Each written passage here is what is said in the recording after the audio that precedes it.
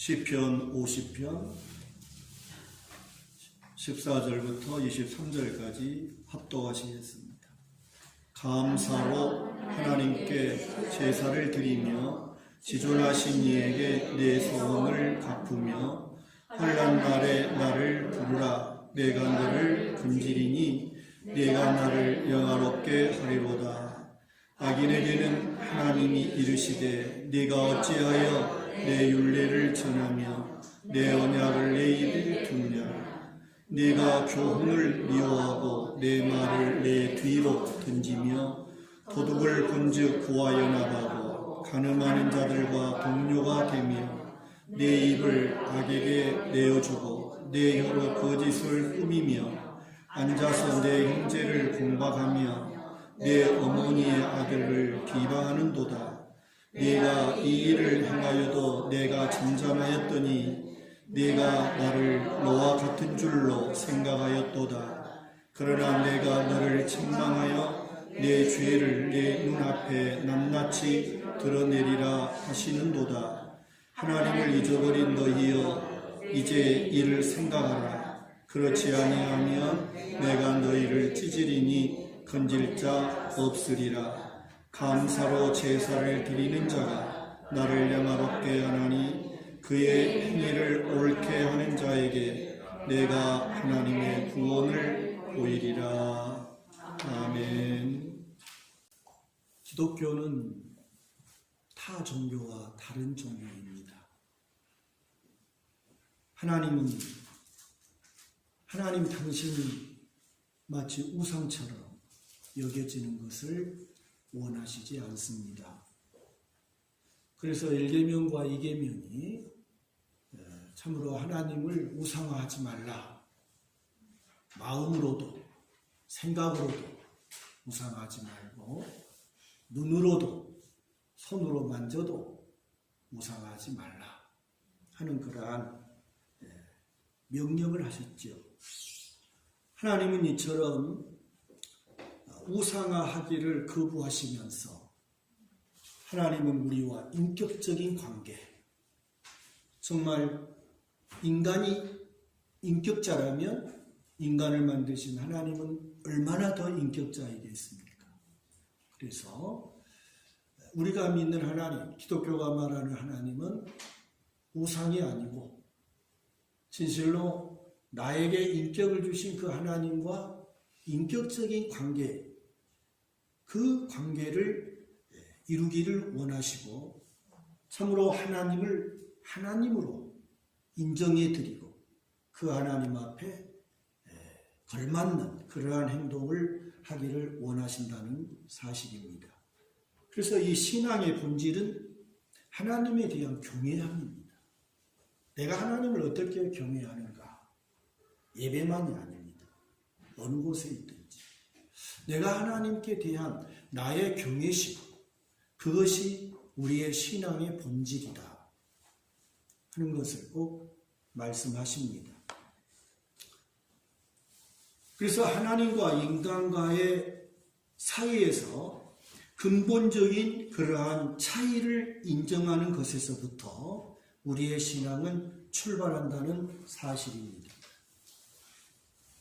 나와 하나님과는 똑같지 않습니다. 인간과 하나님과의 어마어마한 차이를 인정해야만이 여러분 우리의 신앙이 바르게 출발할 수 있다 하겠습니다.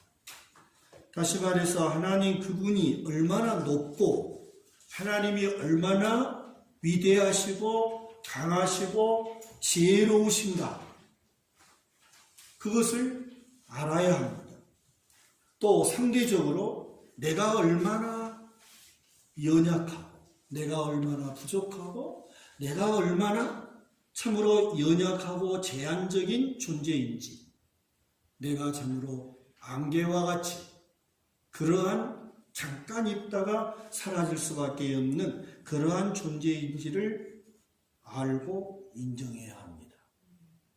그래서 하나님을 하나님으로 인정하고 나를 정말 연약한 존재로 인정할 때 우리의 신앙은 진실하게 되어 있습니다.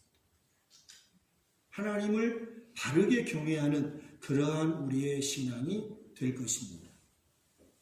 그래서 이처럼 우리 하나님의 존재를 이처럼 높고 위대하고 참으로 강하시고 지혜로우시고 우리를 끝없이 사랑하시는 그 하나님을 내가 바로 알고 그 선하신 하나님 앞에 나를 맡기는 것, 나를 위탁해 드리는 것, 그것이 진정 우리의 신앙의 본질이다 하는 그러한 말씀입니다. 그래서 하나님에 대한 경외감이 없는 열심, 하나님께 대한 경외감이 없는 열심은 하나님 중심이 아니라 나 중심이 될 수밖에 없어요. 하나님을 경외함이 없는 그러한 상태에서의 열심이라고 하는 것은 언제나 자기 중심이 되고 만다. 그래서 하나님을 내가 원하는 대로 이용하고 부리고 그 하나님께 필요할 때마다 요청하는 어떤 그러한 관계가 되고 만다 하는 것입니다. 예수를 믿다가 불교를 갔다. 예수를 믿다가 천주교를 갔다. 예수를 믿다가 타종교에 갔다. 어떻게 생각하십니까? 그 사람이 예수를 어떻게 믿었을까? 그걸 생각해 보셔야 돼요. 그는 예수를 믿다가 타 종교에 갔다면 예수를 믿는 것이 아니라 자기를 믿었고 자기 중심적인 신앙을 가졌던 것이죠. 그래서 자기가 원하면 자기가 필요하면 그를 이용했던 것이죠. 그러나 이제는 자기가 필요하지 않으니까 바꾼 거죠. 교체해버려요. 그게 아니겠습니까? 얼마든지 내가 원하는 대로 교체할 수 있는 그런 상태의 신앙. 그게 이방 신들의 섬기는 그러한 우상 숭배자들의 모습이죠. 아마 저와 여러분, 저는 어릴 때 예수를 믿었습니다. 여러분은 아마 중간에 예수를 믿었다면 그동안의 타 종교의 어떤 그런 종교 생활을 했을 것입니다. 그러다가 예수님을 믿었습니다. 잘하셨습니다. 이제는 내가 믿는 예수님, 내가 믿는 그 예수님은 창조주여 참으로 세상을 지으신 분이요 지금도 주관하신 분이고 이 우주 만물을 운행하신 분이고 이 세상 역사를 다스리시는 분이심을 높고 위대하고 지혜롭고 끝없이 나 같은 것을 사랑하시는 인격자이신 하나님이신 것을 믿으시고 뒤돌아보시고 하시기 바랍니다. 힘들어도 말씀을 읽고 기도하고 하는 것이 쉽지는 않죠. 그게 힘들어도 믿음으로 바르게 사는 것이 쉽지는 않죠. 그러나 그것이 힘들어도 내가 왜 예수를 믿었을까? 후회하고 있다면 당신은 아직도 당신 중심, 나 중심의 신앙. 얼마든지 내가 필요하면 내가 취하고 필요치 않으면 버려버리려고 해요. 그러한 신앙관이죠. 나 중심의 신앙은 언제든지 우상 숭배로 변질될 수 있습니다. 저도 마찬가지입니다. 30년이 넘게 목회했지만 저에게도 있어서 여러분 나 중심의 신앙을 내가 계속해서 갖고 있다든지 또는 어떤 환경에 의해서 나 중심으로 믿음이 신앙이 바뀌면 하나님은 나에게 우상이 됩니다. 나 중심의 신앙이 아니죠. 우리는 하나님의 위대하심과 나의 연약함을 알고 인정하시고 참으로 거룩하신 하나님이 비천한 나를 구원해 주신 그 은혜에 감사하는 그 신앙이 바른 신앙이다. 그게 신앙의 본질이에요. 여러분의 믿음의 본질이에요.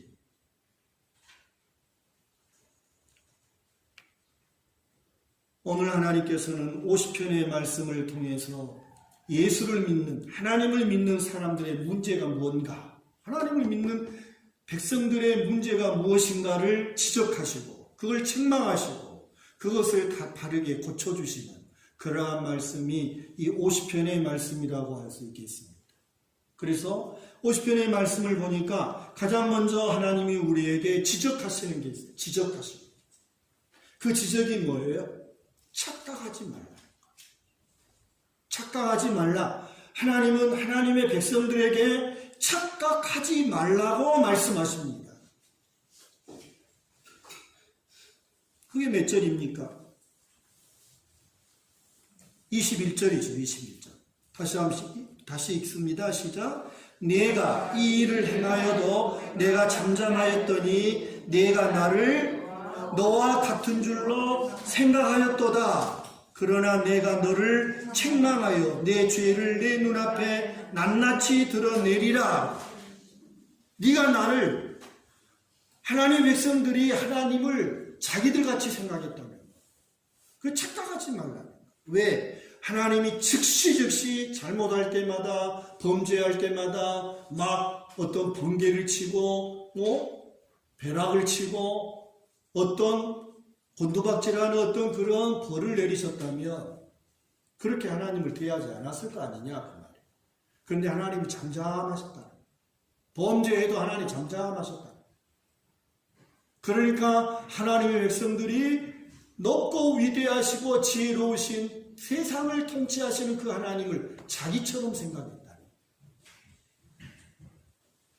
저 역시도 마찬가지예요. 여러분도 마찬가지예요. 하나님을 나처럼 생각하지 마세요. 그 착각이라는 거죠. 여러분, 이 착각에서 우리는 범죄하게 되어 있어요. 왜 죄를 짓습니까? 왜 우리가 하나님이 싫어하는 행위를 합니까? 그걸 하나님을 하나님으로 알지 못하기 때문에. 하나님이 잠잠하시다는 거예요. 하나님의 백성들이 하나님을 자기 수준으로 생각하고 있기 때문에 하나님을 속이기도 하고 하나님을 만홀히 여기기도 하고 우습게 여긴다는 거예요. 그 하나님께서 지적하시는 부분이지요.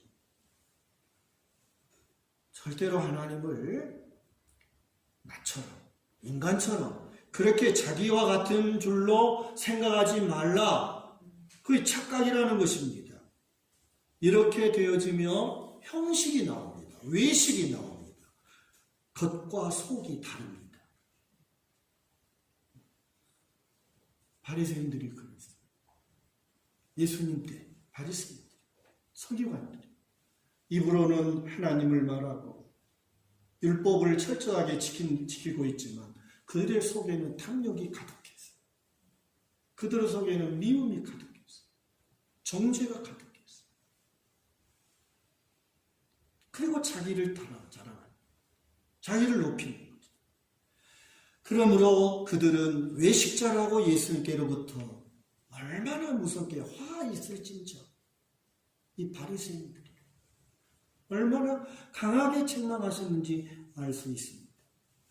그래서 하나님께서는 이처럼 이제 너희가 나를 너처럼 생각하고 하나님이 싫어하는 것을 하나님이 싫어하는 걸 그들이 하면서 하나님 잠잠하시니까 그렇게 착각하고 있다는 거예요. 그래서 1절부터 6절의 말씀이 이제 하나님이 재판장이 되겠다는 거예요. 드러내겠다고 말씀하셨죠, 아까?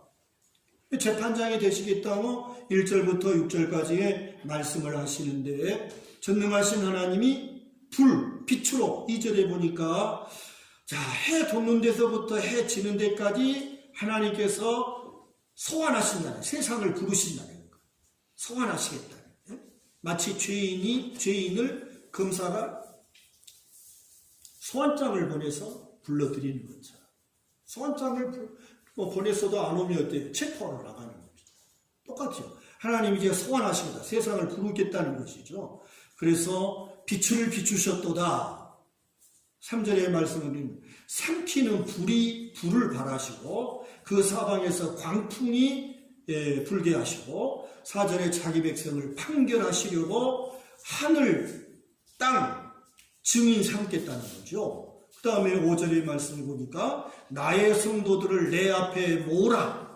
그들은 제사로 나와 언약한 이들이니라 하시도다. 하늘이 그의 공의를 선포하리니 하나님 그는 심판장이십니다. 이처럼 하나님께서 불과 광풍 가운데 환한 빛으로 등장하시고 자신과 언약한 백성들을 부르시고 하늘과 땅을 증인 삼아서 하나님의 백성들을 공의대로 심판하겠다. 그렇게 말씀하십니다. 이제 잠잠하지 않겠다는 말씀이죠. 하나님께서 심판하시겠다고 말씀하십니다. 하나님은 이처럼 전능하시고 거룩하시고 위대하신 하나님이시기에 우리를 보고 계시고 다 알고 계시고 그 결과에 따라서 심판하시는 분이시라고 말씀하십니다. 괜히 우리를 두렵게 하려고 하는 게 아닙니다. 여러분, 세상 사회가 그렇지 않습니까? 이 코로나19가 그렇지 않습니까? 이게 하나님의 심판이지 뭡니까? 참으로 우리는 하나님의 위대하심을 알라는 거예요. 하나님께서 반드시 너희들이 행한 대로 심판하시겠다고 말씀합니다. 그러므로 하나님께서는 답을 주셔요. 그냥 이렇게 책망만 하신 게 아니고 우리에게 분명히 답을 주셔요. 해결을 주셔요. 우리를 그러한 죄악에서 건지실 수 있도록 그 구원의 은총을 우리에게 베풀어 주시는데 그 구원의 길을 제시하신다. 예수님이 구원의 길이었죠. 결국은. 자, 두 번째로 볼 수 있는 것은 하나님이 원하시는 예배를 드려라. 하나님이 원하시는 제사자가 되라. 그렇게 말씀하셔요.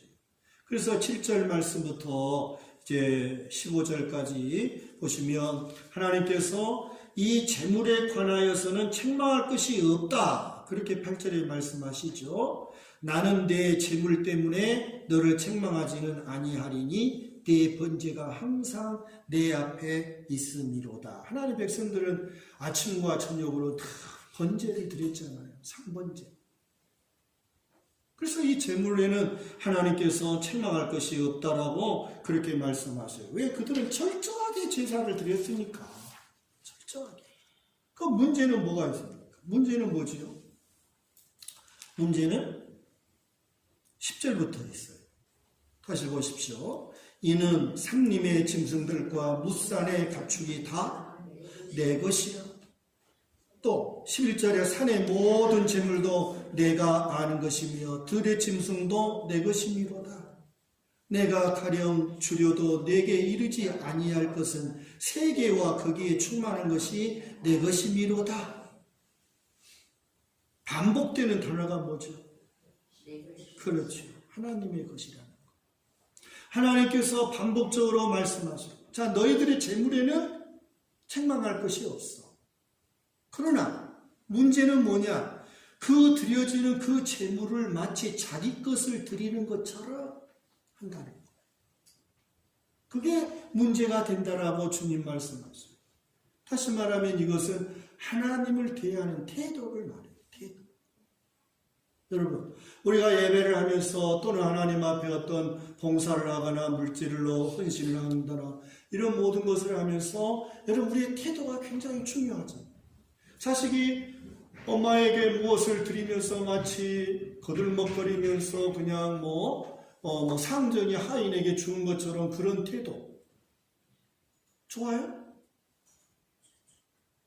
아무리 많은 거 가져다 줘도 그런 태도는 싫어요. 작지만 정말 공손히 엄마 감사해요. 내가 이것밖에 드릴 수 없어서 미안해요. 그동안 엄마가 수고해 준 것이 얼마나 큰데. 그런 공손한 태도, 그 공손한 마음, 그게 많은 재물보다도 훨씬 더 값진 거 아닙니까? 하나님 그걸 지적하시는 거죠. 여러분, 우리가 하나님을 대하는 나의 태도, 내가 하나님께 예배하는 나의 태도, 나의 자세가 어떠한 모습인가? 그래서 이러한 말씀은 태도에 대한 관점을 지금 하나님께서 문제 삼고 있다는 말씀입니다. 그래서 하나님의 백성들이 하나님께 제물을 드리면서 하나님께 예배를 드리고, 구약에는 제사니까 제사를 드리면서 하나님께 무엇을 해드리는 거죠. 해드리는 거죠. 그렇게 여기고 있다는 거예요. 자, 여러분, 이것도요, 우상과 관계가 있습니다. 당시에 모든 그러한 타 종교인들은 내가 섬기는 신에게 내가 어떻게 하면 그 신이 나에게 어떻게 보상할 거야 하는 이러한 이 보상심리, 이것이 강했다는 것입니다. 그래서 마치 하나님도 하나님 백성들이 이방신처럼 그렇게 생각을 하고 있다는 거예요. 그래서 마치 자기 것을 이제 하나님께 드려서 하나님이 배부르시고 이제 하나님이 좋아 기뻐하시면 그 다음에 나에게 이제 주겠지 하는 어떤 이런 거래하는 방식, 이런 자세로 재물을 바쳤다 하는 것을 하나님께서 문제 삼고 있음을 말씀하십니다. 그러한 백성들에게 하나님께서는 다 내 것이야, 내가 아무리 주려도 너희들에게 달라고 하지 않을 것은 세상에 있는 모든 것이 내 것이기 때문이라고 하나님께서 말씀하시죠. 과연 여러분, 오늘 우리가 하나님을 섬기고 하나님을 경외하면서 하나님께서 베풀어 주신 은혜에 감사해서 시간을 드리고 몸을 드리고 나의 물질을 드리고, 그렇다면 여러분이 드린 모든 것은 하나님 나라에 아름답게 하나님이 기억하고 계시리라 믿습니다. 그러나 마치 내 것을 하나님께 드리는 것처럼 어떤 그런 태도로 했다면 아무리 많이 드렸어도 하나님 나라에는 아무것도 없을 것입니다. 하나님이 책망하신 것, 하나님께서 받으실 수 없는 제사가 뭐냐? 자기 것으로 제사를 드린다고 생각하는 그러한 그릇된 주인의식이라는 것. 잘못된 주인의식. 그것이 하나님이 받을 수 없다. 지금 그렇게 말씀하세요. 내가 이만큼 해드렸으니까 하나님 당신께서도 이제 해주실 그러한 차례라고 생각하는 거래하는 제사, 거래하는 예배. 살아서는 효자가 없는데 죽어서 효자가 많다고 그러죠. 무슨 뜻이죠? 부모가 살아계실 때에는 생일도 기억지 않지만 죽고 난 다음에는 그냥 상다리가 부러지듯이 제사상을 차려. 살아서 효자, 효도해야. 죽어서 효도하는 거예요. 뭐 때문에 그러죠? 두려움입니까? 뭐 때문에? 뭔가 얻고 싶은. 이러한 거래하는 제사지요. 이것을 하나님께서는 거부하시는 거예요. 우리의 예배는 절대로 그러한 형식적이고 그러한 외식적인 그런 제사를 하나님이 기뻐하지 않으신다 하는 것을 말씀하십니다. 그러면 하나님이 기뻐하시는 제사는 어떤 제사인가? 하나님이 기뻐하는 제사는 14절, 15절 말씀을 읽겠습니다. 감사로 하나님께 제사를 드리며 지존하신 이에게 내 소원을 갚으며 환난날에 나를 부르라. 내가 너를 건지리니 내가 나를 영화롭게 하리로다. 제사라고 하는 것은 뭐예요? 예배라고 하는 것은 뭐예요? 이미 나 같은 것을 구원해 주신 그 베풀어 주신 은혜에 대한 감사지. 그게 예배, 정답이에요. 그래서 하나님은 영이시니 영과 진리로 예배하는 자를 찾으신다는 거예요. 구약의 제사는 눈에 보이는 제사예요. 그러나 신약의 제사는 요한복음 4장의 말씀에 영과 진리로 예배하라. 그렇게 말씀하셨어요. 그렇기 때문에 여러분, 진실로 우리가 하나님께 예배할 때에 감사를 표하는 감사의 예배, 하나님이 기뻐 받으시는 예배는 이미 베풀어 주신 그 은혜에 대하여 감사하는 그 감사의 예배가 하나님이 기뻐 받으시는 예배라고 말씀하시고 있습니다. 여러분, 우리는 어려움을 당할 수 있습니다. 고난을 당할 수 있습니다. 인생살이는 쉽지 않습니다. 늘 눈물이 필요합니다. 늘 아픔이 있습니다. 그럴 때 하나님은 부르짖으라고 그랬어요. 구하라고 그랬어요. 그러면 건져주시겠다고 말씀하셨어요. 15절에. 그리고 그러한 하나님의 은혜를 네가 영화롭게 하게 될 것이다. 그렇게 말씀. 그러니 여러분, 우리는 힘들고 어렵고 우리의 이 고단한 인생길에서 하나님 앞에 부르짖고 늘 기도하시고 무시로 하나님을 의지하고 하나님 앞에 은혜를 구하는 그러한 우리의 삶이 되시기 바랍니다. 그러면 하나님이 건지시겠대요. 그리고 그 건져주심으로 인하여 네가 나를 못하게 될 것이다. 영화롭게 하게 될 것이다. 그렇게 말씀. 그러니까 우리의 예배가 뭐예요? 성경 우리 기독교의 예배가 뭐죠? 이스라엘 백성들이 왜 하나님께 예배해야 되죠? 하나님이 모세를 통하여 애굽에서 종살이하는 이스라엘 백성들을 구원하실 때 구원하신 목적이 뭐였습니까? 하나님을 예배하기. 이제는 애굽이 아니라 그 애굽에서 하나님이 그들을 건져내셔서 광야에서 하나님을 제사하는, 하나님을 예배하게 하겠다. 그것이 하나님이 구원하신 목적이었어요. 여러분, 우리 하나님께서 우리를 죄와 사망에서 구원하시려고 예수 믿게 하시고 하나님의 거룩한 자녀 삼아주셨기 때문에 오늘 우리들이 이렇게 하나님께 예배하는 것. 하나님은 이것을 원하시고 있다고 말씀하고 있습니다. 하나님 베풀어 주신 선물, 하나님 베풀어 주신 은혜, 그것에 대한 고마운 마음, 그것에 대한 감사하는 그러한 마음, 그러한 예배, 그런 제사를 하나님이 기뻐하시는 제사다 말씀하십니다. 그렇기 때문에 감사하는 자는 절대로 거래하지도 않고, 감사하는 자는 절대로 외식하지도 않고, 감사하는 자는 절대로 형식하지 않습니다. 진실이 나옵니다. 감사가 없으면 외식이 나옵니다. 그래서 우리가 하나님 말씀을 통해서 하나님께서 나에게 베풀어 주신, 아니 하나님이 행하신 모든 일들, 내가 할 수 없었던 것들을 하나님이 다 행하신 일들이 있잖아요. 그걸 성경 속에서 우리가 많이 알아야 돼요. 그래서 하나님이 나의 불가항력적인 그러한 나의 삶 속에 하나님이 행하신 그 모든 일들을 생각하면 생각할수록 감사하지. 힘들고 어려운 인생길에도 하나님이 행해 주신 일들을 생각할 때에 감사가 나오고 용기가 생기고 소망이 생기고, 그래서 하나님을 더 신뢰하려고, 그러한 진실한 믿음의 사람이 되어지는 것을 느낄 수가 있습니다. 하나님의 은혜가 꼭 필요합니다. 정말 하나님의 은혜 없이는 우리는 살 수 없습니다.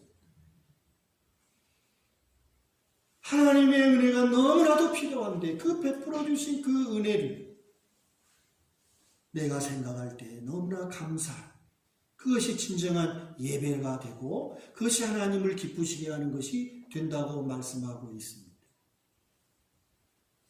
그래서 예배는 하나님을 하나님 위치에 올려드리는 거예요. 그게 제사죠. 그게 예배죠.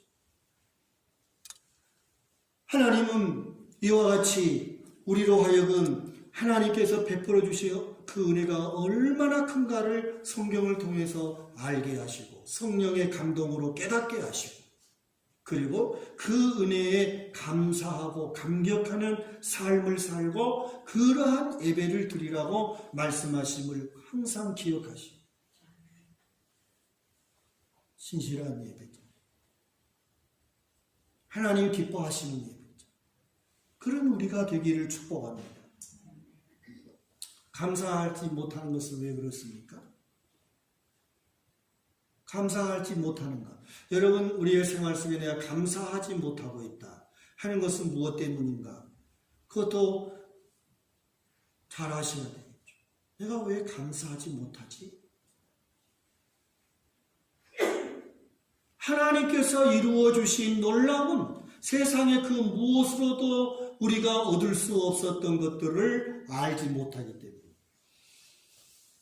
세상의 것이 너무나 크게 보여요. 눈에 보이는 것들이 너무나도 크게 보여요. 눈에 보이지 않는 것들은 시시하게 보여지는 어떤 그러한 우리의 눈을 뜨지 못하게 돼요. 그래, 복음이 뭔가? 사도행전을 통해서 말씀하셨죠. 아그리빠 왕에게 사도 바울이 복음이 뭐예요? 나의 눈을 뜨게 하시고 나의 눈을 뜨게 하시고 어두움에서 빛으로 돌아오게 하시고 어두움의 권세에서 하나님의 자녀로 돌아오게 하시고 하나님의 나라의 기업을 내게 허락하시고 그 예수 그리스도에 대한 복음, 그게 복음이라는 거예요. 내 눈을 뜨게 했다. 여기서 눈이라고 하는 것은 소경의 눈이 아니에요. 정말 우리의 영적인 눈을 뜨게 합니다. 어두움에서 빛으로 사단의 권세에서 하나님의 자녀로 하나님 나라의 기업을 얻게 하는 이러한 어마어마한 이 복음의 빚진 자가 됐다. 우리는 이 복음을 바르게 알지 못하기 때문에 감사가 그저 가시적인 눈에 보이는 것이 있으면 감사하고 그렇지 않으면 불평하고 힘들어하고 원망하는 그런 우리가 아닌가 생각해 볼 수 있습니다. 또 감사는 모든 것이 당연하다고 생각해요. 내 힘으로 했다고 생각해요. 내가 잘해서 되어졌다고 당연하게 생각하는 사람은 절대로 감사할 수가 없다는 것이죠. 정말 누릴 자격이 없는데 베풀어 주신 은혜. 그것이 마음에 부딪히면 감사하지 말라고 해도 감사할 수밖에 없어요. 그래서 루가복음에 보니까 10명의 나 환자가 있었죠. 그 10명의 나병 환자들이 예수님께 부르짖었어요. 그래서 예수님께서 제사장에 가서 네 몸을 보이라 말씀하셨어요. 10명이 동시에 주님의 말씀을 듣고 제사장에게 나아갔는데 가는 도중에 깨끗하게 나았다. 그런데 예수님께 돌아와서 주님의 발 앞에 엎드려 감사하는 자는 몇 명이었다? 한 명이었다. 그때 그 한 명도 누구였다고 그랬죠? 사마리아 사람. 무엇을 강조하고자 하는 겁니까? 이만한 은혜를 누릴 자격이 없는 존재라는 거예요. 사마리아는 참으로 이방 사람처럼 무시당하고 개처럼 그렇게 취급받는 그러한 사람들이에요. 그런 이방인임에도 불구하고 이 어마어마한 하나님의 은혜를 내게 주셨어요. 받을 자격이 없는 이 볼품없는 이 죄인, 이런 은혜를 받았어요. 내가 어찌 가만히 있겠나. 그 예수님 뭐라고? 다 깨끗함을 받았는데 9은 어디 갔느냐? 굉장히 새겨드려야 할 우리의 말씀. 10분의 1이에요. 10분의 1.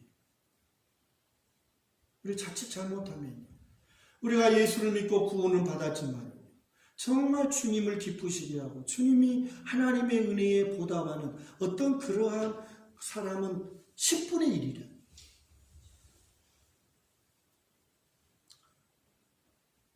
당연하게 생각하면 절대로 감사할 수 없습니다. 내가 내 힘으로 되어졌다고 생각하면 절대로 감사가 안 나옵니다. 내가 노력해서 내가 땀 흘려서 내가 뼈 빠지게 일해서 했는데 무슨 감사야. 이런 사람은 죽을 때까지 감사가 될 거예요. 그래서 늘 제가 여러분이 기도하는 것은 저 자신도 마찬가지죠. 아무리 우리가 몸이 아플지라도 마음은 아프면 안 된다. 세상 살아 고단하기는 하지만 이 마음만큼은 주님의 은혜에 감사하고 주의 은혜에 평강을 누리고 우리 마음이 고요하고 그래야 돼. 육신이 아플 수 있어요. 병들 수 있어요. 그러나 내 마음은 기쁨이 있어요. 내 마음은 건강해야 돼. 할렐루야. 육신적인 어떤 체질적인 어떤 그러한 증상이 올 수도 있어요. 그러나 이 마음만큼은 하나님께서 주시는 이 살려주신 영혼만큼은 감사가 해요. 정말 하나님의 은혜에 대한 기쁨이 우리 속에 있어야 된다. 우리가 기억해야 될 부분이다. 다 깨끗함을 받았는데 9은 어디 가고 너만 왔냐. 주님이 참 탄식하시죠. 10분의 1 이걸 생각하시면서 하나님 앞에 여러분 우리가 늘 감사함, 누릴 자격이 없고 받을 자격이 없는 나에게 이 어마어마한 하나님의 자녀되는 권세를 주셨음을 깨닫고 감사하는 그런 우리의 삶이 되시기를 축복합니다. 마지막 결론으로는 하나님께서 우리에게 요구하시는 것이 있습니다.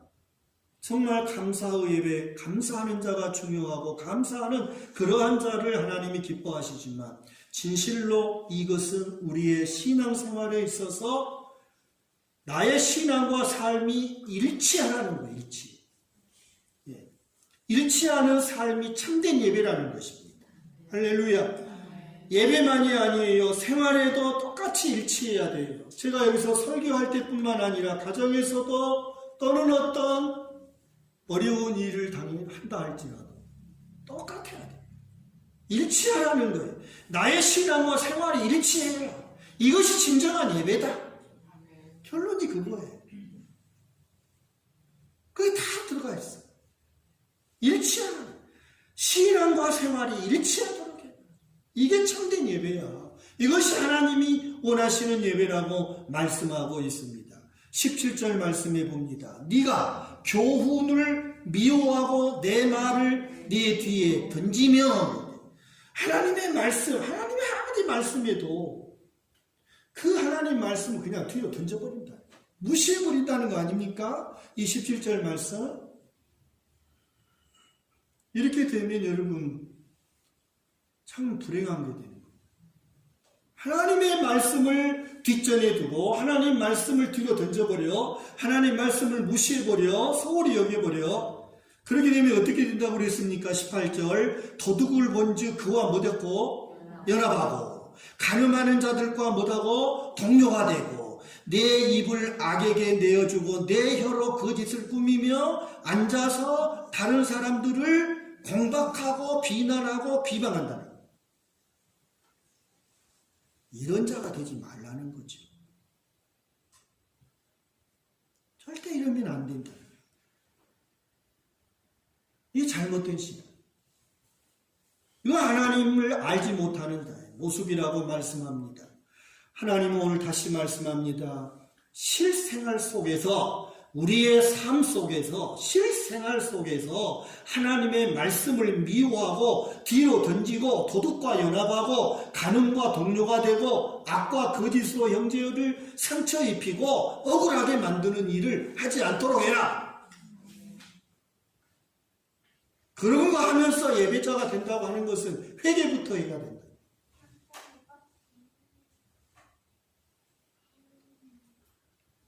말과 행동이 다르면 안 된다고 말씀합니다. 다른 사람을 억울하게 하거나 상처를 입히거나 아프게 하면 안 된다고 하나님 말씀하십니다. 왜 이렇게 한 입으로 두 말을 하고 이렇게 생활과 신앙이 따로따로 노는가? 그것은 하나님이 잠잠하시기 때문이라고 거듭 말씀하시지요. 그래서 22절에도 하나님을 잊어버린 너희여, 하나님을 잊어버린 너희여, 이제 이를 생각하라. 뭘 생각하라는 것입니까? 뭘 생각하라는 거예요? 21절에 있지요. 내가 이 일을 행하여도 내가 잠잠하였더니 네가 나를 너와 같은 줄로 생각하였도다. 그러나 내가 너를 책망하여 내 죄를 네 눈앞에서 낱낱이 드러내리라 하시도다. 그리고 22절에 다시 후반절에 보니까 내가 너를 못한다. 찢어버리겠다. 얼마나 하나님 속삭였어요. 이렇게 강력한 단어를 쓰셨을까? 그렇게 생각해 볼 수 있습니다. 여러분, 하나님이 낱낱이 드러내기 전에, 하나님 찢어버리기 전에 실생활의 말씀대로 부족하면 구하고 잘못했으면 용서를 비고 진실로 하나님을 인격적으로 드리라. 네가 하나님께로부터 받은 것이 있다면 감사하고, 그것을 깨닫지 못하면 못하는 거죠. 그러나 하나님은 언제든지 깨닫게 하실 거예요. 살아계시니까. 그래서 못 깨달으면 못하는 거예요. 그러나 하나님이 깨닫게 하실 때, 하나님 이 미천한 것에게, 받을 자격이 없는 저에게 이렇게 귀한 것을 주셨으니 감사합니다. 그렇게 하시면 돼요. 가시할 거 없어요. 꾸밀 거 없어요. 포장할 필요가 없어요. 왜? 나를 너무 잘 아시고 우리를 너무나 잘 아시고. 그러므로 여러분, 하나님 말씀 우리 생활 속에서 절대로 뒷전에 두지 마시고 미워하지 마시고 그 말씀을 언제나 내 앞에 인도자로 삼으시고 하나님의 말씀을 통해서 하나님과 더 깊은 영적 교제와 그러한 교통이 있기를 축복합니다. 그래서 진실로 하나님의 은혜가 젖어야 돼. 젖어. 하나님 은혜 젖어서 그저 감사가 입에 그냥 달고 다니시고, 그러면 얼마나 좋아요. 우리 자신도 좋고 모든 사람을 기쁘게 하고 좋게 할 거예요. 하나님께서 오늘도 우리의 예배를 받으시고 예배를 통해서 부족한 저를 가르쳐 주시고 또 여러분들을 가르쳐 주시는 그 은혜를 감사하시면서 우리 찬양하도록 하겠습니다. 216장입니다.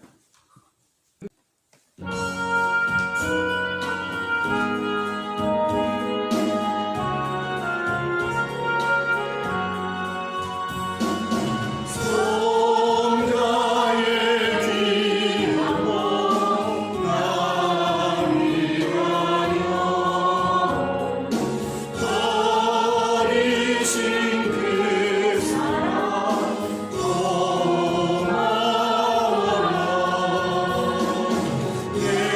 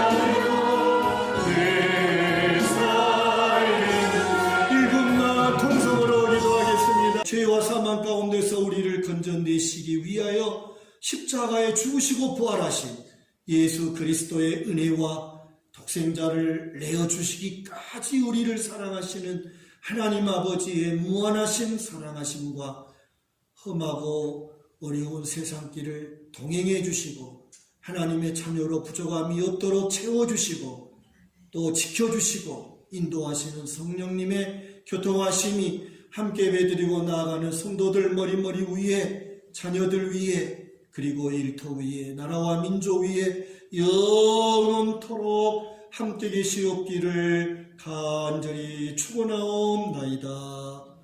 아멘.